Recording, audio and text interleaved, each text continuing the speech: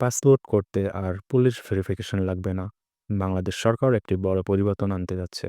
সাধারণ নাগরিকদের হয়রানির শিকার হতে হবে না আর লাগবে না বাড়তি সময় ও ঘুষ।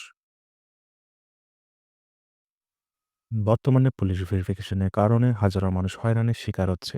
এটি পুলিশ ক্লিয়ারেন্স তৈরি করতে লেগে যায় কয়েক সপ্তাহ, আর অনেক ক্ষেত্রে ঘুষ দেওয়ার প্রয়োজন হয়। সরকারি তথ্য অনুযায়ী এখনও প্রায় ১৬,০০০ পাসপোর্ট শুধুমাত্র পুলিশ ক্লিয়ারেন্স না পাওয়ার কারণে আটকে আছে।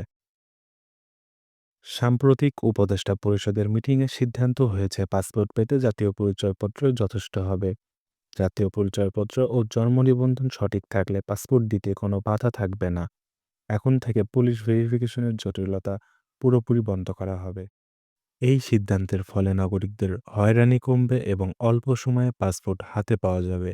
বিশেষ করে যাদের চিকিৎসার জন্য বা জরুরি প্রয়োজনে বিদেশ যেতে হয়, তারা দ্রুত সময়ে পাসপোর্ট পেতে পারবেন। সময় ও অর্থ দুটোই বাঁচবে, আর থাকছে না পুলিশের বাড়তি ঝামেলা।